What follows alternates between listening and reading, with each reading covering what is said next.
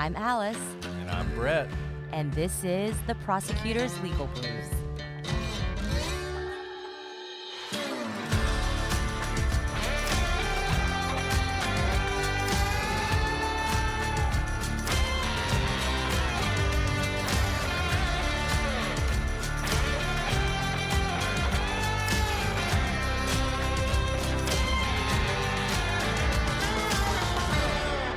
Welcome back to the Prosecutor's Legal Briefs. I'm your host, Alice, and I'm joined, as always, by my questionable co-host, Brett. It's great to be here, Alice. I am questionable, always. Well, it's questionable because, guys, say a few more words with your raspy voice, Brett. Oh, yeah, the people will hear from me. It's as I was telling Alice, I gave it off for the Crimson Tide last night, so I had to push him over the edge. It was all me. It was all Brett screaming for his team, but here I am feeling all sorry for him, thinking he was sick, when in fact he's just hollered his head off for the Tide. I got my tea tonight. I'm drinking tea. Good. So hopefully that'll That's help. probably for the best. Well, guys, we have not done one of these Q&As in a long time. It might have even been a year because it's been a while, but we thought we would open it up. And this is how it works. Our patrons are with us right now. And if you want to get in the queue, you want to raise your hand, let us know you have a question to ask. We'll let you into, this is not a room. I don't know what this is called. You'll come onto the screen. You'll see us. We'll see you. And we'd love to hear your question. We'll answer it. And then when you're done with your question, we'll probably remove you from the stage just because we're limited in how many people we can have on the stage at one time. That way it can give people opportunity to ask questions. But if you have another pressing question, you can always come back on. So with that, we are joined by one of our favorites, Sophie, who's already on the screen. Thanks for being the brave first one, Sophie. Oh my God, I'm so nervous. Whatever. That can't actually be true. No, I am. I don't like being on camera. Wow, you're beautiful. So I don't know what you're talking about. Yeah. Thanks. Questions. I have one kind of stupid question. No stupid questions. I just No have to stupid say questions. Only and then stupid I have answers. another one that is kind of both your guys' alley, I think.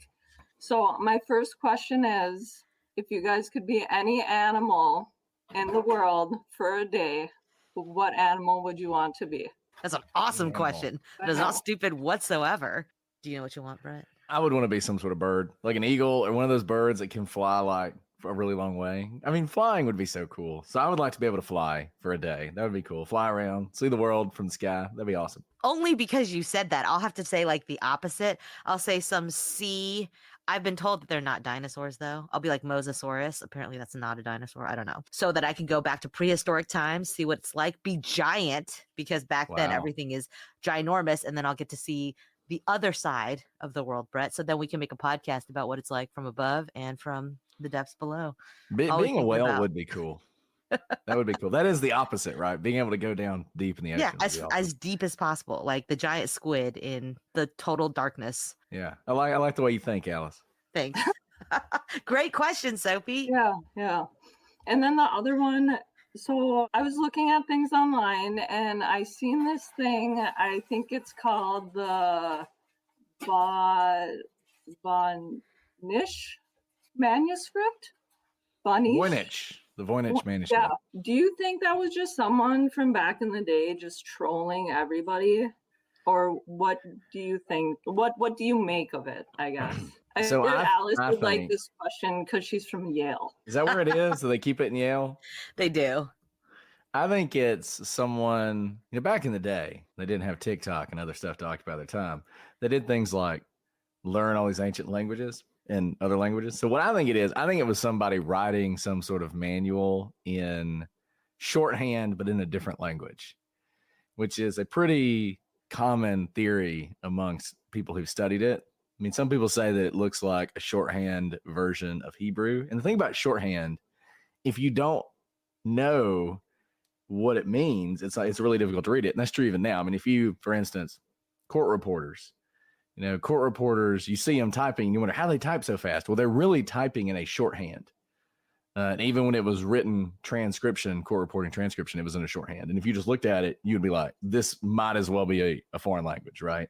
So if someone developed their own shorthand, and particularly if they were doing it in another language, It would be very difficult to break it. So that's what I think it is. I think it is legit. I don't know exactly what it's about, but I think it's some sort of shorthand. I think that's a good way of putting it. I don't know what it is, except that I look at all the papers strewn about my house. And I don't know about you. I love notebooks. Like notebooks. I think I've said this before because someone sent me an incredible care package of like stationery and notebooks. Thank you. They didn't want any recognition, but like just know those notebooks were so precious to me. So I love notebooks. So I literally at any time have like 20 to 30 notebooks, moleskins, spirals, whatever, where I write down ideas and oftentimes in like total shorthand because I don't want anyone else to understand. The problem is I don't understand it either. But I think about like court reporters, because if you watch court reporters, and I'm not a court reporter, but it's kind of like playing the piano where they play chords. And so they can write a word in a millisecond because they actually do the shorthand all at one time. And so that can mean nothing to anybody else. And I just wonder, there's so many unknowns, right? You can have your own made up language. You could be like transposing music or another language or using some sort of Morse code. That I do think it's legit, but I think it might not be quite as mysterious as we've made it out to be. That in fact, it was like my 6-year-old's spiral notebook that of his own kind of creation or something like that. I think it's more sophisticated than that. But I do think there's just so many unknowns that it's not as mysterious and we're probably just missing a piece of it. That might just be one of my many notebooks laying around the house where I have lost track of my own code. But maybe we can do an episode on it. Well, and I just think it's interesting because all the illustrations in it, they're also weird and random. Like there's dragons and then plants and people. Plant people. Right. Plant people. But then I wonder if they're just bad artists like me. Like if I drew a person, you might be like, that's a dragon. Well, and maybe if someone was like just letting their kids draw on random. Yeah, there you go. You know. Or like right. I mean, can you tell this is like very much drawn from my own personal experience of just like I will open up like a deposition outline and my child has drawn all over it. Right. Like, someone's going to be like, there's a lot of brilliance on here. And then there's a dragon. That's right. Okay. That was all I had. I thought that was interesting. And I haven't heard you guys talk about that before. So I thought I would ask.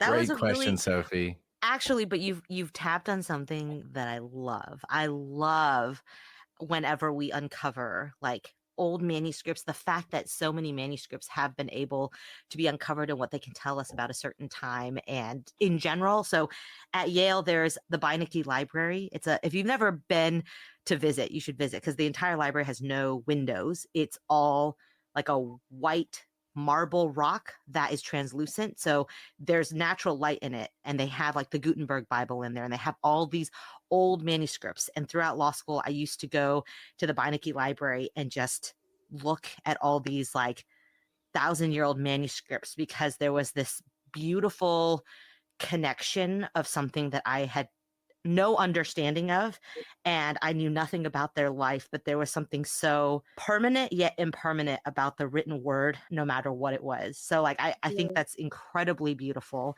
and it's artistic and it's philosophical and existential at the same time. So great question. Yes. Thank you guys. I appreciate Thanks, it. Sophie. See you later. The Ivy League schools do have great libraries. Harvard's library, I don't know if I've talked about this before, but the Harvard's library, the Widener Library, is named after someone who died on the Titanic. Oh. And his mother, after he went to England to pick up a copy of the Gutenberg Bible. You mentioned Gutenberg Bible, it reminded me of it. Wow. But he sent the Gutenberg Bible back on like a slow cargo ship.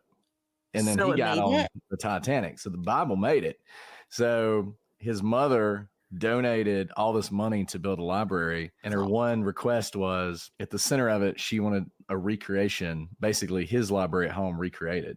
So when you go in the Widener Library, the first thing you see is this, like, it's completely incongruous to the rest of the very modern. There's a room and it's basically his library transported from their like mansion or whatever there. And then in the middle is the Gutenberg Bible that that he was bringing back. So, and if you see how existential that is. Oh my goodness. When you walk in on the wall, it's like, built in honor of, I forget his first name, Widener, who died upon the floundering of the Titanic. It's pretty cool. Yeah. Wow. I mean, bad for him, but That's really neat. Hey, Joe. Hey, Joe. Go Tigers. Hey guys, go Tigers. That's right. I just want everyone to see my Alice Brett 24. I love it. Love Oh it. my god! And that's it. Just so you guys know who can't see, his name is Joe Alice Brett 2024. And he's got You're his awesome. Alice Brett 2024 shirt on. So The love only it. two qualified candidates ticket everybody can out get there behind. anywhere. Mhm. So I have a couple questions as well. First off, when we're recording this, it's before it. So what are you guys thinking, you and your kids, for Halloween this year? Good question. So we're about to enter the sacred month of October, the holiday that is Brett's entire existence. Just one day away. One day away. We're so excited. So I know you've been thinking about this all year, Brett, like 11 months. So you can go first. Well, I mean, the kids drive it. So in the past we did, but now they have minds of their own. So it looks like they change. You know, they want to be one thing the first time you go to the Halloween store, and then they change their mind. But right now, they've been on Spider-Man for a while, Spider-Man and Ghost Spider. So if they do that, we're either going to have to figure out how to be villains, like Spider-Man villains, or other Aunt May and Uncle Ben. Not exactly sure.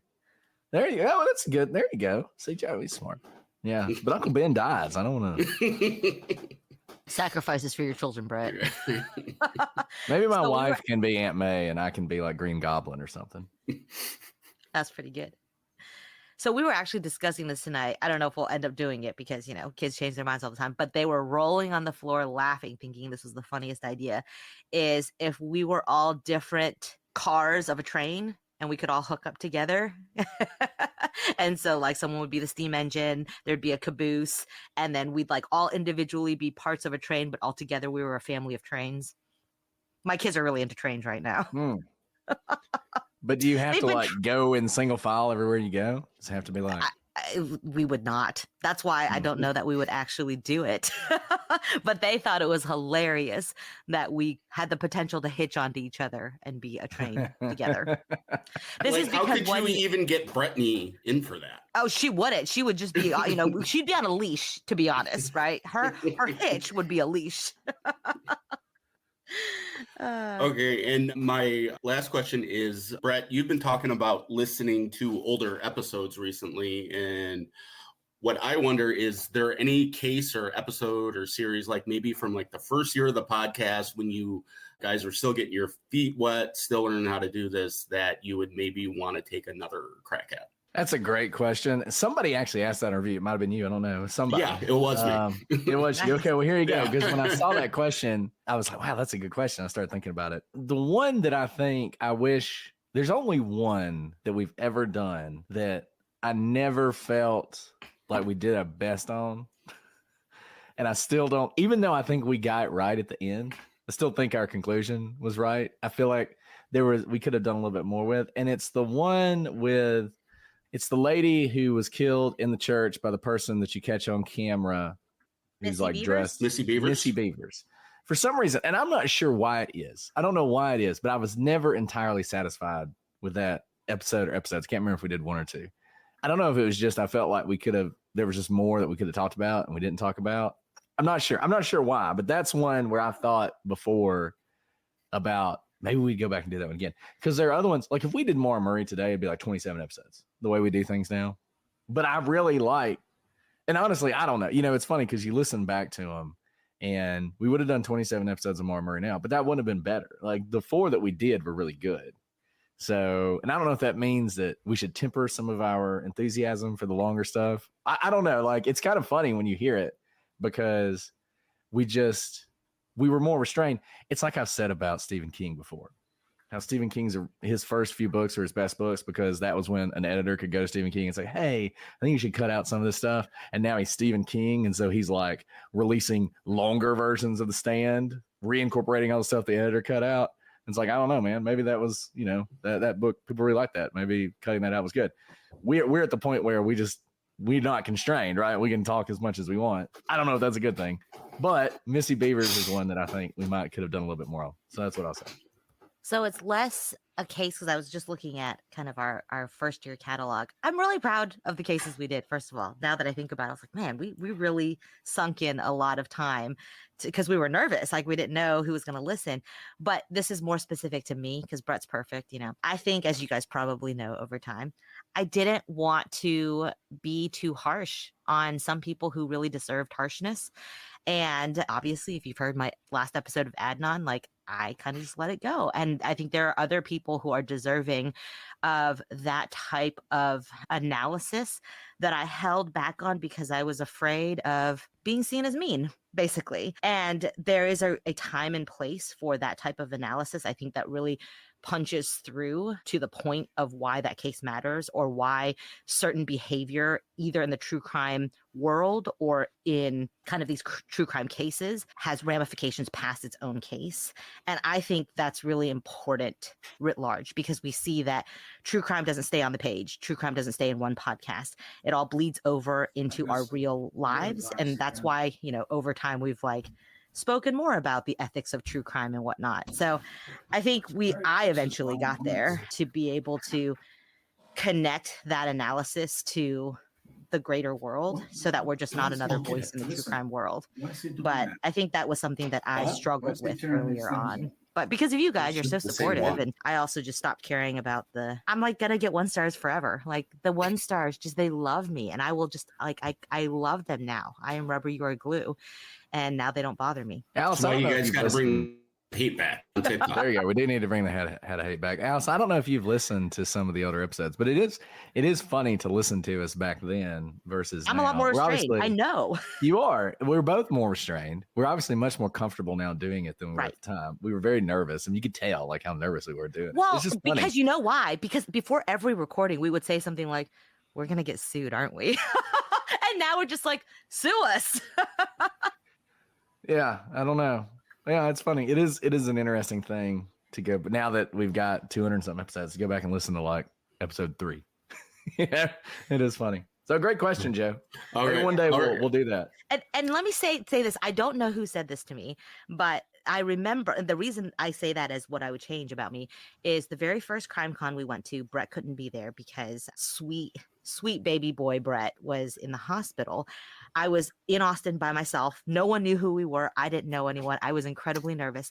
And one of you like fans came up to me and you were like, "I love your podcast." And I was like, "Oh, thank you so much." I was like, "You're the only person at this whole crime con." And we like talked for a little and then you left, but then you turned around and I don't know who you are.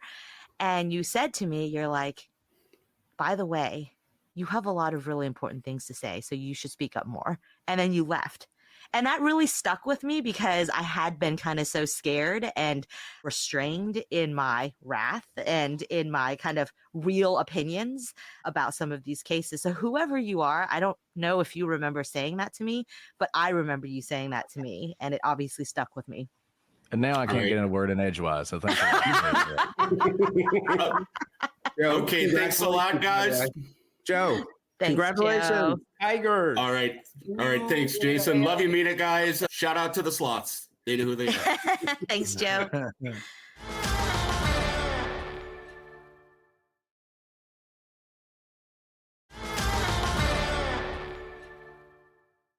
So, Jason, how's it going, man? Hey, Jason. I'm great. Did you, Jason Alex, Blair, thank host you. of Silver Linings Handbook. That's right. Handbook? Notebook? I always get it wrong. You get it wrong every time because I've been on the show like 6 times. because and I we always love get it wrong. so much that we can't even say his name right. Alice, did I tell you about my flood? Brett knows about my flood. Yeah, I know. Mrs. Oh. Brett knows about my flood. Were Yeah. you was caught in this biblical. hurricane? No. Before, see, I'm always ahead. I'm No. always ahead. Oh About no. 5 weeks ago, the entire place flooded. It was it was covering my boots. Let's put it that way. It was that deep. So a completely new place, totally new hardwood floors, new kitchen. It's lovely. It's like I'm so having sorry. it's like having a reno though. I mean, like No, it was it's just forced unexpected. renos are the worst. If you chose it, that's one thing, but a forced reno is something else. I'm sorry to hear that, but I'm glad it wasn't from the hurricane. By the way, I hope anyone who was affected Yeah. by the hurricane that you are okay. The videos are terrifying, Terrible. and I know there's a lot of damage to a lot of people. Yeah. Yeah. Yeah. I mean, I was lucky. Nobody was hurt in any of the places that were there. Valuable stuff like artwork and other things like that, we were able to get out. The people in my building were amazing. It was really Oh, cool. I'm sorry. But interestingly, it's sort of become a metaphor for sort of like washing away the old and bringing in the new. So I'm sort of excited for the rest of the year. Yes, I know, Jason Blair optimism. But Sophie's question, by the way, was hilarious because something must be in the air. Your artist, Hannah Hill, who does the covers for your episodes, we just had a long conversation last week about that same manuscript. And it's actually on the cover art of an episode that Brett is doing with me that comes out 2 weeks. It's literally on there. We're going to have to cover it now. I know, right? Get back now away you from it. have to do an episode on it. I was telling Brett I didn't have a question, but then a question came to me. So I was doing an interview with Julie Murray a couple months ago, maybe it was a couple months ago. I don't know. It's all a blur with the flood. And I'm in the middle of the interview and we're talking about, or I'm at the end of it, and we had been talking about what crime victims' families need from law enforcement, what they need from the true crime community, and what they need from creators. And we were talking about like some of the efforts that people like Kevin Anya and I and others have made to sort of, I don't know, I guess, clean up some of the creator space and stand up for what's right and, stand up for the truth, but also be sensitive to victims. And she says to me, she's like, wow, I just got an email from Brett from the prosecutors. And it was an apology that Brett gave. And I messaged him and I was like, Brett, you're a good man. And you know what his reply was, Alice? What did I do this time? The key to keeping Brett a good man is to keep him humble. Exactly. But I was really impressed when you guys did that Legal Briefs episode where you took a lot of time during that episode to talk about how, if you had known some of the falsities that had been spread about the Murray family, if you had known those things, it would have maybe colored the way. Maybe it wouldn't have changed your conclusion, but it would have colored the way that you had covered the case. And it really, really, really just struck me because we're at a time, whether it's in true crime or in politics, or, there are countless examples, and I won't give one right now, but there's like one really in politics that's coming to mind, but where people will not apologize for things, and they won't apologize when they do things that are wrong. And I was just curious about what the process was like for you guys to even sort of admit the mistake, then take airtime to share it, and why you thought that was important. And then I also have another question from the peanut gallery. So, well, I'll start with the sort of one of the difficulties I think when you're doing true crime is you have the victim, you have the victim's family. And, the victim's family, we've referred to them as like secondary victims before, because some people don't want to consider the victim's family victims. And I think that's just wrong. They are victims, even if they're not the direct victim, they're still victims. But when you're sort of prioritizing, talking about a case, reporting on a case, and I'm sure you ran into this as a reporter. I'll take Judy Martins, which is a case we just recorded. It'll be coming out in November. There's this whole question about whether or not Judy was using drugs. And that's an important question because she disappeared. And if she was using drugs, it opens up an avenue for possible resolution of that case. Maybe she went to buy drugs. The police maybe should look at the people who were selling drugs at the time. And it's not blaming her for what happened. It's victimology. It's looking at the risk factors. It's trying to figure out what happened. Her family says she didn't use drugs at all. Now, I don't know which is true, but I don't think just because her family says that you should decide, well, then we're not going to discuss it at all when we cover the case. I think that would be doing her a disservice. And sometimes when you do that, you run into issues with the families. We've gotten, when we did the Jack family, for instance, we got an angry message from a member of the Jack family because they didn't like the way we talked about, I think it was the woman, the mother, her father. So she, and I'm going to say it again because it's documented and true, she grew up in an abusive household. She just did, right? And that had an impact on her life. And that was something we discussed. And it was something that at least one member of the family wished we had not discussed. I totally get that, but I don't know how you don't discuss that. So it's a very difficult thing. And sometimes I'll see sort of a family member write a scathing review of a podcast episode, and people often reflexively are like, wow, that's so terrible what that creator did. They should apologize and all that sort of stuff. And maybe they should. That might be the case. But I'm always like, I don't know, guys, let's take a step back and really look at this, because everybody here are humans doing the best they can. And everybody has feelings and emotions. And sometimes just because something is painful doesn't necessarily mean it was wrong to discuss it, if that makes sense. And to your point, Julie actually made the point that part of what needs to happen is that families need to be educated. And one of the things that she said is a lot of people are under the misimpression that she wants to censor. And she said what she really wants is anything that's the truth that will help solve her sister's case. You know, maybe there's some things that are the truth that don't necessarily need to be in there, but it's more important to have the truth and bring some resolution to Maura's case. I think what's interesting, and she and I have talked about this a little bit, you know, you talk about the victim's family as if it's a monolith. That's another falsity, right? So I know even in her own family, and I don't want to speak for her family, but I don't think this is a mystery or isn't public. I mean, they don't always agree necessarily on what the most important things are, right? So I think, for instance, her father feels like, look, why is everybody talking about what was going on at UMass? It doesn't matter. You know, what was happening in her life in Amherst is irrelevant. We should be focusing on what happened that night. It's what happened that night that matters. And if we can figure that out, then we'll find her, and all of the rest of this is a distraction. I don't think that Julie feels that way. I think she actually feels like, no, you know, agree to a certain extent, but it probably is important to know what's going on in her life. So that's which side do you take? You know, if you're a creator and you're trying to do just that, that's another challenge, is sort of navigating the sort of intra-family dynamics. And kind of one thing to add about that, I think it touches on kind of the broader question, which is how you take in information and how you suss out what is true, because real truth is objective. But when you're on a spectrum of storytelling and also weighing the evidence and weighing credibility, that is something that is more subjective in terms of where things fall. And so across the board, I think we are in a world that has very short attention span. So we tend to react off the cuff immediately. I am definitely one of those people. I feel things and I want to react. But one of the biggest things I've learned in my training as a lawyer is to take a step back, whether it is a massive oopsie daisy or someone has alleged something terrible, or I find out something terrible in my case that could completely ruin my case or turn the case around, is before I celebrate or cry or take any action, I take a deep breath and I take a step back.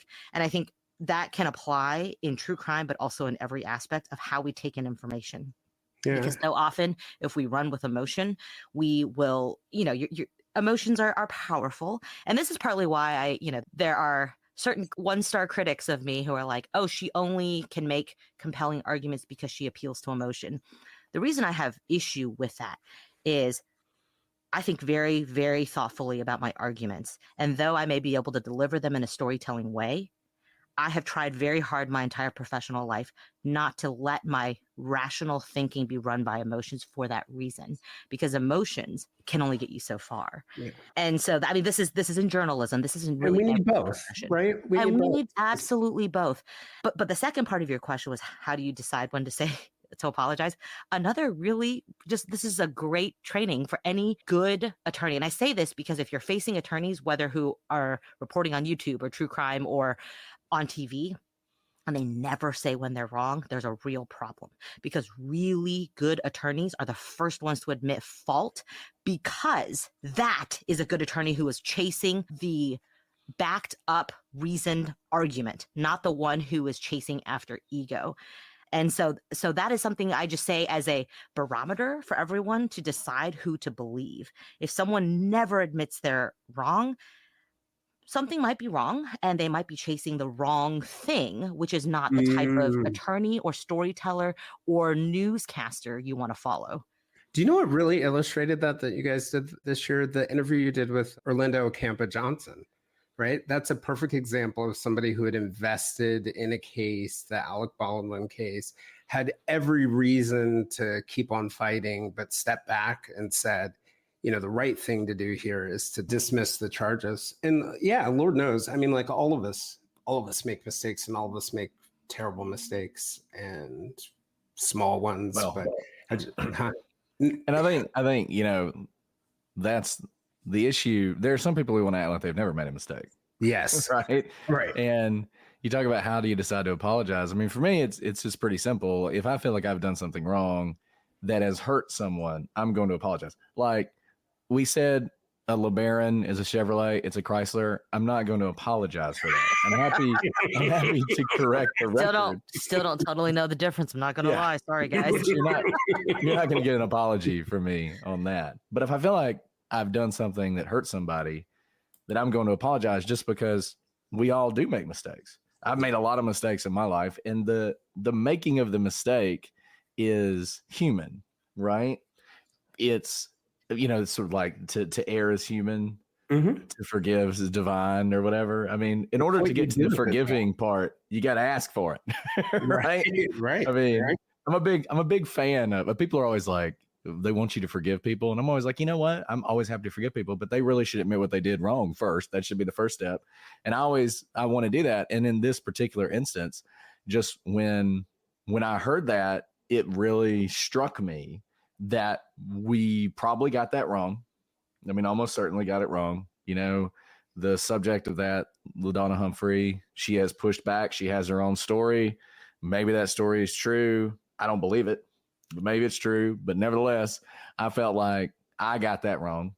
And I also felt like in getting that wrong, it would have been very hurtful to the family and very damaging to the pursuit of truth in the case, because it's important to know whether or not, if you have a family, for instance, that is actively covering something up and hiding information from the police, which is what the accusation was, even if they're doing it from a perfectly innocent perspective, they just want to protect the reputation of their family member, right? Which is a totally understandable thing to do. But if they're doing that, then that makes you question a lot of the things and it makes you question a lot of the avenues of investigation. So it's a really important thing. But falsely accusing the family of that would be a very harmful thing and a very hurtful thing. And so to me, I was like, look, if this is wrong, and I think it is, we need to correct that both publicly, but also, I mean, I wanted her to know that I was personally sorry for it, and that it was a mistake, and that it shouldn't have happened, and I just wanted her to know that I realized that. So that's why I apologized to her. I can tell you, just sitting there with her in the moment, she got the email, it was really meaningful to her. So it was a nice thing. And I was like, in my head, I was like, I'm proud that guy's my friend. So I think it was very much the right thing to do. So here's my peanut gallery question from someone who will remain unnamed. Don't ask me, not my question, but they want to know whether people undercover still wear actual wires taped to their bodies, or is it more wireless now? Are we allowed to tell, Brett? I feel like we tell people how to commit. I feel like I need to know. And we give away stuff so much. As a part of my security measures, I need to know. It depends on the sophistication of the investigating agency. That's a great question. And that is very true. It's not as sexy as it seems, guys. Sometimes it is a cell phone that's hit record. Yeah, like that's literally. That is a popular one, because sometimes you don't have time to get someone totally hooked up in the cup holder, because a lot of things literally happen in the cars. cup holder. You don't have the video, but you have the audio. Usually people who are undercover, like they're, on Team America, you're usually not walking into even like a drug house being patted down. So you don't have to be like totally wireless. So you are usually wired, because those are easier to use. But that really is a great question. So any recording device, but really what the meetup for is to enable the law enforcement to help track the person, so that you have kind of the chain of custody, because they can't just leave them out there, right? This person is typically part of the criminal enterprise. And so you have to show the jury that, like, this person didn't doctor whatever they did, and they hand Find it a over, way like, to get it back quickly. Exactly. So you literally start hitting record when you're with the law enforcement officer. So you have the Ah. whole trail, and then you have the whole trail back, so that you can imagine otherwise you just handed really what, like a movie someone made, right? And so think of it that way. The big thing really is meeting up with law enforcement so that you have the whole thing. So the interaction may be 5 minutes, but your whole video is going to be like 30 minutes long because of meeting up, going, coming back. I didn't even think of that. Didn't even think of that piece of it. Well, I see no follow-up question in my message. But anyway, it's lovely to see you guys. It's been great. I feel like CrimeCon was 500 years ago and can't wait to see you again in Denver. So Thank you, Jason. Sounds good. See you later. Hi, Laura. Hi, Laura. Hi. Thank I you love for you coming guys, by the way. on. Oh, we love We you. love you too. You're fantastic. Alice, I went to Taylor Swift and I thought of you. Thank you. How was It's it? Like I was there. Was it as amazing? It as was like everyone said? 115 degrees. It was awful. Oh it my was so gosh. hot and it was outside. But was it awesome? I'll watch it on television Okay. then. Great. I've You watched watched it way too many times on Oh, have you seen it like on 1,000 Disney. times? Of course. You about at least. Yeah, at least. It was a good concert. It was just hotter than all get Yeah. out. So you couldn't breathe. Oh my gosh. I'm Or glad you do made it anything. okay. We did. My sister like stalked the internet for those tickets. for- I'm impressed you got them. I could not get them. Or else I don't would know be how there. my sister got them. I think it's that she's a college student. She has a ton of free time on her hands. So she was like texting me, and I'm like, I'm teaching. Stop texting me. But she got them, so I was impressed with her life. That's But no, great. I thought of you because I know Thank you you for love thinking Taylor of me. I Swift. appreciate it. It's And like Brett, always. I'm missing a football game for you. So Whoa. Oh wow, I mean, I'm that not a means a fan. lot to me. I'm not a fan of a good football team, but I'm a Is fan it the Ravens? Because they were no, it's the dominating Bills, last I and saw. they're kicking the Bills' butts right now. Yeah. See, you aren't missing anything. We're giving you a No. reprieve. No, but I'm never missing anything. I'm a Bills fan. They haven't been in the Super Bowl in a long time. My parents missed their wedding for the Buffalo Bills, and here we Wow. sit. Wow. Never won. We planned our wedding around a bye week, so you know. Wait, Yeah, they see, missed my their own parents- wedding for the Buffalo Bills? Yeah, How does okay? That's a whole nother story. Seems like They got planning was married a in problem there. they got married in a church. They left the church. They went home. They changed into sports clothes. Went to a bar. Watched the Bills lose, but the Bills were in overtime to lose. So the ceremony started, and they like announced them to come out at their reception. And no one was No. there when like the That's curtain. My hilarious. parents weren't there. That's My parents were at a bar. So they I love missed that. the entirety of their reception. I love They that. showed up. It was like over. They were like, The best story ever. yeah, it was great. So we They should joked make that an ESPN commercial about that. ESPN, if you're listening. they probably should, but they haven't been in a Super Bowl since or playoffs, Eh. in 20 years. So I have one question, one comment. First of all, Alice, your Adnan rant is my favorite thing ever. We just need like a closing arguments with Alice because you were right. Like everything you said was spot on. My mom listened to that and she texted me and she was like, "Oh my gosh, you have to go listen to this right now." And I turned Well, it on thank you. because he's guilty. Like, Could be podcast 5. Alice. Closing Yeah. arguments. Alice's you rant. should. Closing AKA arguments not a with rant if Alice. you're a man. Just- But it Yeah, wouldn't but be. It wouldn't be if Brennan I said agree. it. It would Wouldn't be. just be No. like, yeah, that's correct. That's what I've learned from the reviews is that I just provide cogent analysis, but Alice's emotional and rants. This is true. Even if you guys say the same thing. Exactly.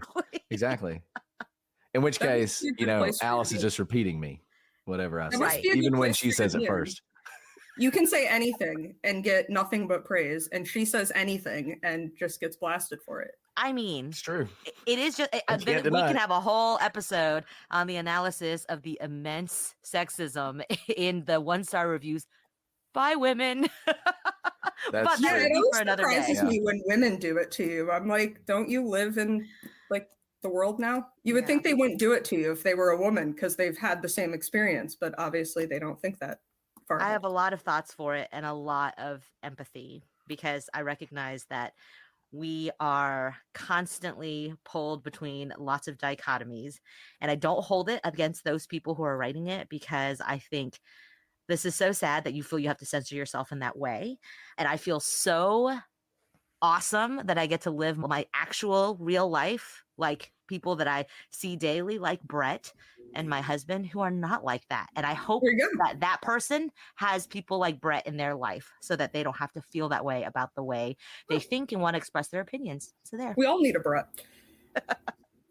Well, and you get a lot of good content out of the 1-star reviews. It's so good. So It's good. true. So, okay, I have a more philosophical question, which I know Brett likes. Do you guys ever get intensely frustrated in true crime that like Adnan and Scott Peterson and all these guys get so much attention for alleged innocence claims when they're like as guilty as the day is long, but people just spend their time arguing about like Scott Peterson, for instance, like he's on the news, I feel like every other day. And I'm like, what's there to talk about? He did it. Okay. Can we like talk about all of these cases that like need attention? Drives me crazy.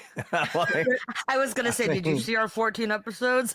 I mean, I On can't. Scott Peterson? on I can't Adnan, stand it. but Oh, I was going to We say. did.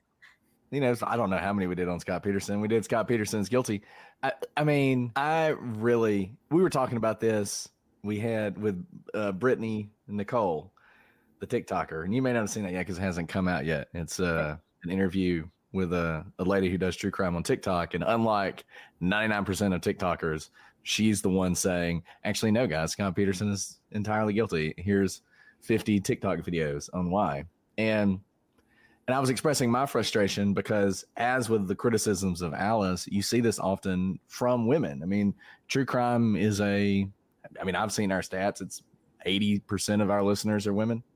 And a lot of the people who defend Scott Peterson or Adnan Syed or Stephen Avery or, you know, the guy who just was convicted of murdering 2 people who has the tattoos all over his face, but apparently is very attractive, are women. Yeah, which I don't get.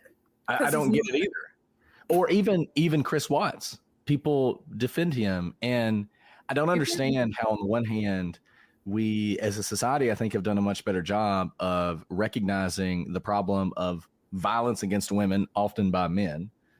You know, we have the whole "would you rather be in the room with a bear or a man" thing, you know, and all the people pick the bear, right? But the same people who are picking the bear are ranting about how Scott Peterson's innocent and needs to be let out of prison. And I don't understand. Like, I don't see how you get there. You know, Adnan Syed strangled his girlfriend to death because she didn't want to be with him anymore. That's what happened. In the park. Yeah, and then dumped her in a park. Scott Peterson murdered his 8-month pregnant wife because he didn't want to deal with that anymore. He'd rather just sleep around. Chris Watts murdered his wife and 2 little girls, his pregnant wife and 2 little girls, so he could be with another woman. I mean, these people are the problem. He belongs under the jail. Yeah, they need to be under the jail. But the other problem are the people who defend them and spend and give them money and give them resources and give them airtime and use them not only for whatever their own personal goals are, but to undermine the justice system as a whole. The justice system, which, by the way, put these woman-killing monsters in prison. And so, yes, I'm frustrated by it. Well, and Chris Watts admits he's guilty too. Like Absolutely. he admitted it. Probably not the And that truth. people So blame my his wife. frustration, honestly, is less with those people because I expect them to say either it's not really my fault or I'm innocent. Actually, I actually expect you to accept responsibility. But I can understand from a human perspective why you do that. It is the people who give them coverage and money when there are so many causes that could truly use that, right? We've talked about this all the time. That's my frustration with it. But to put like a positive spin on it, I don't attribute this to us. I don't think it's like we've done something good, but I think the people's eyes have been opened to the one-sided, utter just lies by a lot of storytellers who are entertainers. I do not think they are actually trying to get to the truth of Adnan or Scott Peterson or Chris Watts. They know that people will click on those articles, and you know what? Fantasy is always more exciting because it's not real. And so I'm going to tell this fantastical lie about someone because that gets me clicks, and maybe clicks get you $5 haulers. I don't know. But I think that world is starting to change because we're beginning to see people push back for the first time, like having TikTokers like Brittany Nicole who speak out when you probably would get more TikTok views if you said something like, I don't know, Scott Peterson's innocent. And so to see kind of the dialogue not be completely sucked up into one vacuum is what I've seen the change in the last couple of years. And obviously we get a lot of hate at first, but then like, guess what? More voices join because like I don't have to defend the truth. The truth is the truth, whether I say it is or not. And like the evidence will stand there. Right. Well, I mean, and we say this all the time. There is a possibility we're going to be wrong on one of these cases that we're like stalwartly, like this person was guilty. Look, if you show me that there is going to be evidence that shows me that Adnan is innocent, yeah, I will say, wow, that changes the analysis. I haven't seen it, and they haven't been able to produce it in decades. So until I see that, the evidence speaks pretty clearly to me. But unless the evidence changes, you know, this is what we have to work with. It's that we're looking at the same evidence, and there are people who selectively decide what to cover or manipulate the truth on purpose or manipulate victims and witnesses. That's also incredibly damaging. Manipulating real people who have real lives who are affected in order to make your 5 minutes of fame is incredibly problematic. And that's where I have a huge problem with the cover. And I think it's really important for people out there to tell the truth about these cases. You know, Brittany Nicole is important because if you look at true crime and you look at podcasting in general, YouTube, all that stuff, TikToks, there are 5 or 6 creators who are actually doing the work, right? I don't want to say 5. There might be more than that. But the people who are really looking into it, forming an opinion, and putting that out there. Everybody else watches them, listens to them, and it basically recycles it. I mean, a lot of podcasts are just, you listen to other podcasts and you repeat what they say. I mean, even us, I listen to other podcasts to see what they're saying, even when we're doing the research as well, because I want to know what's out there. But a lot of people, and they're not hiding this, they're sort of reacting, they're getting the information out there, they're discussing their opinion of it. That's what they're doing. So it's really important that there be some voices out there that are really pushing the facts and the truth so that other people can see that and be like, oh, okay, I see, you know, this person's saying this thing, they're saying this other thing, and they can make their own decision. And then when they make their shows and they make comments and people listen to them, they're hearing that other side. And I think that's really important for all of you out there, whether you agree with us or disagree with us, to get your facts straight and put them out there. And if it's disagree with us, that's fine. You're still putting the information out there. But Alice is right. I think for a long time there was a vacuum where it was just these voices saying everybody's innocent, the justice system's evil, you know, and that was all people heard. So if that's all you hear, that's probably what you're going to believe. So if there's one thing that I'm proud that we do, is that we do put out that other side. And we don't always say people are guilty. If we look at it and we think they're innocent, we're going to say that, and we're going to fight for them. You know, I mean, when we said Leo Schofield was innocent, we had people who really didn't like that. And I don't care because we're going to put out there you guys were our analysis. Guilty on him. I thought you guys were going to say he was guilty. I understood why you said he was innocent, but he was the one, because that's what I love about you guys. You guys cold water prosecute everything. It's fantastic. When you guys covered Karen Read, I was so excited because I was like, finally, a voice is going to like say something that's like intelligent about this case. Like Alice, when you said it's a hit and run, let's get over ourselves, I was like, thank God someone finally said that, because I'm sitting here going, like, what did I miss? What did I miss? Nothing. You didn't miss anything. She was drunk. She hit him with the car. Done. He died. Okay. Moving on. Next story. Like, who cares? That's why you guys have to stay around forever. Water well, thanks to you guys, we're not going anywhere. We won't go anywhere. Yeah. You can't go anywhere. And congrats on the baby, Alice. Thank you. I appreciate it. You get to miss October.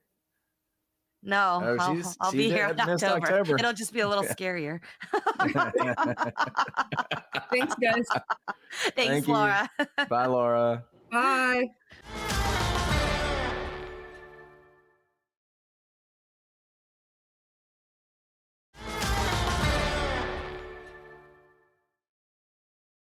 Jill. Hey, Jill. Hey. How are you? Hey. Happy birthday, late. Oh, thank you. I'm so excited to see y'all again. I miss you guys.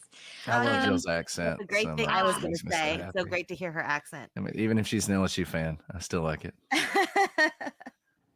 Oh, Tigers. I watched an Alabama football game that they were not playing against LSU because of you.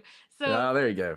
I deserve credit for that one. I was flipping back and forth because honestly, I got bored with the LSU game because of South Alabama didn't do too good. Yeah, they didn't. So, anyways, I see you're doing the Mothman run. well, a few of us are. I didn't have Yeah. none of my podcast shirts, so because I'm at the camp, so I wore my Mothman shirt that I got in the mail right before I came. So I was like, I gotta Nice. represent somehow. Thanks to Sophie for getting us in on that. But anyways, so Lily and Joe had sent this question earlier. It's a couple like two-part type thing. So they asked, why was all the testimony like allowed in the St. Martin preschool allowed in the trial? Oh, God. I mean, that's like 5 podcast episodes. For those of you who don't know, the St. Martin preschool case is a satanic panic case where a lot of 3 and 4-year-olds, after some pretty intense therapy, quote unquote therapy, remembered that they had been involved in all these horrific satanic sacrifices, sexual abuse, all that stuff. And they all did testify. And that, like I said, we need to cover that. And that's something that's going to take a while to get through. I think it's important to remember that courts operate in the world that we create around them. Okay. So if you have a bunch of experts who are saying ritualized satanic abuse is a thing, satanic ritual abuse, I think is what's actually called, is a thing that happens to children. And the way that you should interview them to get to the truth is to do this thing.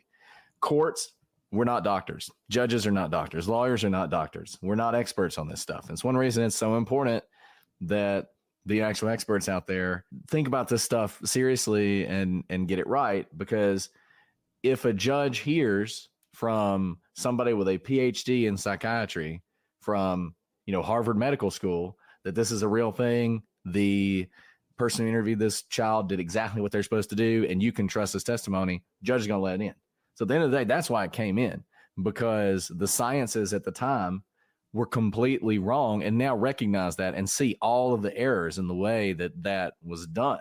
But the court is never going to be able to be the gatekeeper for that stuff, particularly in the middle of it.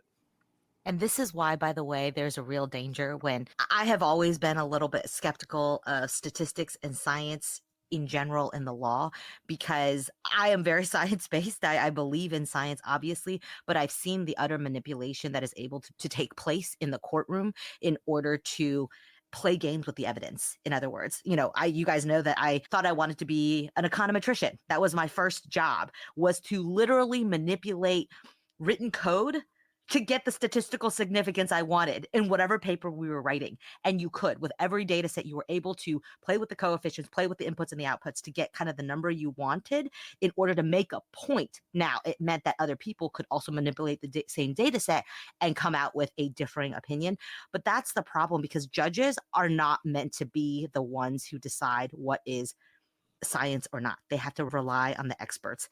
And so in today's world, with anyone who's able to call themselves a scientist or an expert on things, I think there's a real danger into us creating that, what Brett just said, the world in which we start to hear these cases. Well, I appreciate that. And I have a question. So Okay. My question is, if you could swap places with anyone in the world today, who would you swap places with for one day, at least one day? Wow. That's a good The one. one day is a good modifier, because obviously I wouldn't swap places with anybody. I like my life a lot. For one day, who would I swap places with? I would Ohtani, baseball player for the Dodgers, because he is the very best at what he does. And I cannot imagine being the very best at what you did. Like anything. Like I was talking to a guy who really likes cornhole, and he was talking about how he was watching cornhole on ESPN. And they had these cornhole people who could, they threw it in the hole every single time, right? And we were talking about, even if you were just the very best cornhole player, wouldn't that be amazing if everybody knew, like, that guy, greatest cornhole player of all time, right? I mean, I can't even imagine what that'd be like. So I think being able to do something that well, just experiencing that for a day would be incredible. So I'm going to go with that. I'm going to say him, but really anybody who's like at the top of their game, just experiencing what it must be like to be that good at something, I think would be a lot of fun. That was kind of going to be my answer too, because obviously I'd love to see what it'd be like to be Taylor Swift. Not because I love her so much that I want to be her, but obviously I think we understand that she's having a moment in that she went through some very hard times. But to stand in the middle of some of the largest stadiums and the largest crowds the world has ever experienced, I and couldn't do to well, I mean, I agree. It sounds terrifying, but I do think there's something beautiful about like in such a divided world where people are all coming together and you have the ability to speak to a lot of people all at one time in like just utter, hopefully, you know, like with no agenda, with like entertainment and like us being entertained by it. I think along the lines of just being anyone at the top of their game. Because I don't want to be Taylor Swift when she was like being dragged through the mud, of, you know, with all the Reputation albums. Like that sounds terrible. I'm sorry she had to go through that. But like anyone who was at the top of their game and able to see what all that hard work, because it's the hard work that gets you there. And we get to drop in for a day. We just get to enjoy like how great it is without having to put in all the effort, right? So we're getting to cheat a little bit. Like I didn't have to practice or anything. I just get to like stand there and see what it was like. I think that would be pretty awesome. So this reminds me, you know, that walking out on a stage like that, whether it's a baseball field or an actual stage, 100,000 people going crazy for you. I mean, what that must feel like. And it reminds me of a story that is probably apocryphal, but it's so good that we're just going to go with it. Actually, it's true. The Roman emperors, when they would enter the forum after like either their coronation or a great victory, and all of Rome would show up and they're all cheering, they're all going crazy, and they would be in their chariots riding up and all these people going crazy. There would be one person whose job was to stand next to them and whisper into their ear, remember, you are only a man. And like just the recognition of just how amazing that must be, that you need somebody to be like, look, this is incredible, but you need to relax. Down to earth. Down to earth. Yeah. What that experience must be like, I can't even imagine. So great answer, Alice. Great I'd question. Probably pee my pants. I'd be Alice for a day, but only for a day because I don't know if I could deal with 3 kids and another one coming. I'm kidding. You could easily deal with it. I never got to meet the older 2, but I got to meet Brittany last year at CrimeCon, so that was a great birthday present for me. And so, just so you know, I need y'all t-shirt sizes because I am going to Taylor Swift in October.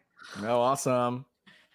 We'll So send y'all you money still- for it because those are so expensive. Y'all still gonna do a live podcast outside like y'all said? Yeah, y'all- absolutely. I might be in a Alice hospital. might be a little sure. busy. Yeah. I might Oh, be in a yeah. hospital, but whatever.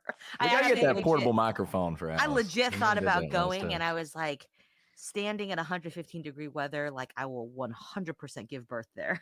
It's right there.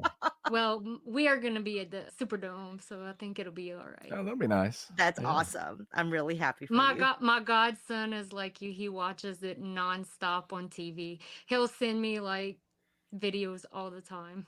But anyway. That's awesome. And then for Brett, Mrs. Lana Del Rey is now a friend from down the I bottom, only saw 20 that. minutes from me. I was wondering if you were Oh. gonna look, if you get to know her, you gotta, I'm definitely coming to the camp. Invite her to the camp and I will come to the camp as well. I certainly mean, will. Yeah, that was I'm was gonna awesome. talk to my brother-in-law. Actually knows the guy, the Dufresne Mm. guy. I don't know him, but my brother-in-law's from the same area he's from, so he I've been knowing about it for a long time now, but we couldn't say anything. But anyways, yeah. Well, I'm hoping, you know, much like Taylor Swift, I would like Lana to find happiness as long as it doesn't mess with her music. Yeah, that's right. I hear you. I hear you. Well, I'm excited to see y'all, and I hope I get to see y'all again soon. Denver's Thank too you. far away. Thank you, Jill. Always great to see your face. Maybe the Yes. next one will be closer to home. Yes. Oh, also, Alice, before I forget, don't allow none of them stupid people that 1-star reviews over you to mess with you at all, because number 1, you're gorgeous. Number 2, you're intelligent. Number 3, and I'm not naming them in order. They're not in any order. Just to say, but not only that, You glow even when you're not pregnant, and you give the best hugs, like I told you. And I'm personally excited as all get out whenever you do go full on prosecutor on a case like you did on Adnan's, because I just love seeing him. Like, there's my powerhouse woman. Well, Jill, you're going to make me cry. Thank you for those incredibly kind words. I hope everyone listening who has ever been naysayed, whether you're a man or a woman, takes Jill's words to heart. And I hope that love, because she is just exuberant with love and generosity.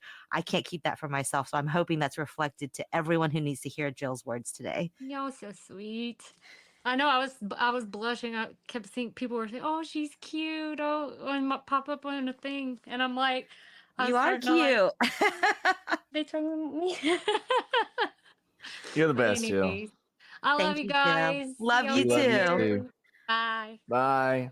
Oh my goodness, has it been an hour? It's been an hour. Oh my gosh, I can't believe it. Okay, we're gonna answer one 5-star review question while Okay. here, since we're doing question and answers. We need to get through some, so we're gonna answer one of those. But I do want to thank everybody who was brave and came on and asked their questions. There were some Thank great you. questions tonight, so I hope you guys enjoyed it. This is an interesting question. I'll ask it. If you want to go first, Alice, you can, because I think I know my answer. Okay. I always have the advantage of these questions because I see them. But, so okay. This is from Ick Pew, and they want to know if you could be a guest on any other true crime podcast, which one and why? Oh, you go first because you have a lot. I don't actually know which one you would pick. So there was a time where I would have said True Crime Garage, but we've now been a guest on True Crime Yeah. Garage. So I won't say that one. That one is pretty awesome. So the one that I would want to be a guest on, but I don't know how I could ever be a guest on it because of the style of the show, is Big Mad True Crime, because I love Heather Ashley. I feel like Heather would make it happen. Maybe you could stand in for someone she wants to cuss out. There you go. Exactly. I could. Yeah, You could be the man, the body man, you know? Right. And there you like go. take it out on me. I am Scott Peterson. I am. I'll Chris play the Watts. role Go. of the Dude, people would pay- scumbag murderer. People would pay money like they pay to watch fights. They'd be like, There you go. Brett is going to stand in for Chris Watts today, and Heather Ashley is going to give it to him. Oh, that's There gonna you be go. fun. I'd pay money to There see you that. go. Ugh, I'd hate to even. I mean, the thought of standing in for Chris Watts gives me the willies. I know, right? Man, I don't know about that because truthfully, I know this is going to sound so cheesy and we can get all sappy. Whatever. We're allowed to get sappy if we want to. It's our podcast. It's true. I love doing a podcast with you. I really do. There is no world in which I would do a podcast if it had not been for you. And there's no way it would continue to go if it were not for you. I mean, we were talking to other podcasters and they say, the hardest thing is talking to yourself for so long. And the reason that I, looked up and was like, what, we've been talking for an hour is because I really do. I love getting to talk to you all the time. So I don't think I'm a great podcaster. I don't think I'm a great interviewee. I don't think I'm a great guest. I think it's just that I really enjoy talking to you on our podcast. I don't know that I'd want to be on someone else's podcast. Perfect answer. I love it. I felt the same way. This look, I mean, like I said, I've been listening to those earlier. Episodes. Listen to And then those there's no one to early make fun of episodes. if it's not you. Yeah, I know. And just like it, you didn't know whether this would work or not, right? I mean, this could have been a complete bomb, but you could tell, I think. I mean, looking back, you could tell. I don't know that we could tell at the time, but looking back from the very beginning, it was obvious this is going to work because, and I think it's because this is not an act, right? I mean, there are podcasts where the hosts actually don't like each other, but that is not. This is not an our instinct case. situation. They did not hold tryouts and create a podcast, right? Yeah. If yeah. if we were casting Central, they would not have cast us. we are the wrong duo. No, it's true. They would have said bye to us. So I was so sad when I found out that they were like created in a lab in Orlando. I know, and we're just all friends who grew up in the neighborhood together, I was singing like, songs what? You're about not? girls. Yeah. Anyways. Oh my goodness. Sorry, you may have thought maybe back in the day. We've said this before and it is 1000% true. I 1000% expected no one to listen, which is why I said yes. I know. I always had more faith. I had a You lot of faith. you I don't knew know we why. were gonna do it, and I didn't. I'm sorry. I just like, who wants to hear me talk? You sure, but like me, no. I mean, I still have this like belief just deep in me that eventually people are just going to stop listening. That one day we're going to release an episode and it's going to get 0 downloads. Mhm. We're going to be like, man, what happened? I Mhm. guess we jumped the shark. Nobody wants to, nobody wants to listen to us anymore. I just fully expect that to happen at some point, but I guess we'll see. Indeed. All to say is we're only here because of you guys. And I really do hope you know this. Like, this is something bigger than we ever imagined. And I thought if it got anywhere, it would just be podcast storytelling. That's almost secondary to the incredible community and good you guys do every single day by using your thinking, in the real world, whether in your classes, when you teach, when you interact with people in life, when you go serve on jury duty. That is this world I didn't expect. All of you going out and becoming like these amazing citizens in the world and then sharing with us how we had like a small part to play in it. Like, that is just incredible that we get to be a little bit a part of your lives. And I think that was something that was unexpected for me and why I am forever loyal to all of you. Exactly. I mean, we owe you guys a lot. We owe you guys everything. And we appreciate that and respect it. And I hope you know that. I mean, the one thing that people say that irritates me, and I've said this before, is they'll send us some email mad at us about something.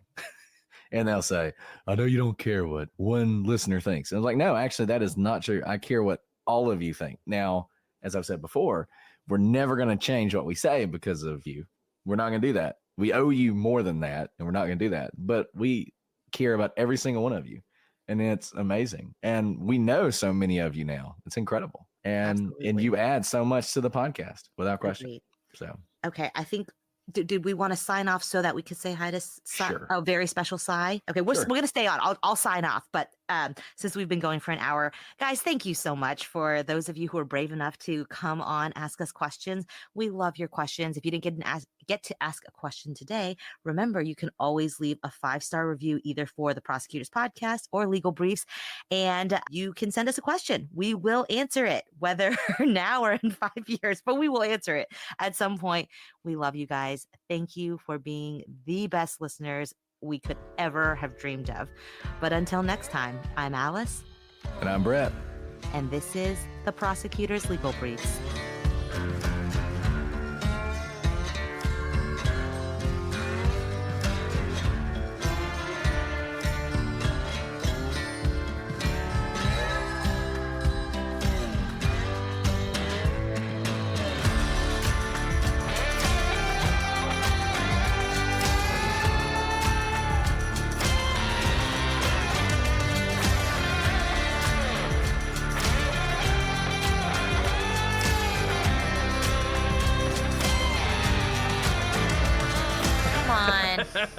Come do something with me.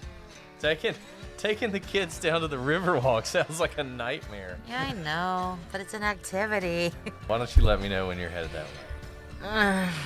What are you going to do with your kids How then? the kids are. Well, fun. Hanging around the house. My kids don't do well with that. Your kids Mine do. are They're much awesome. more relaxed. Yeah, they are. Rub it in my face, why don't you?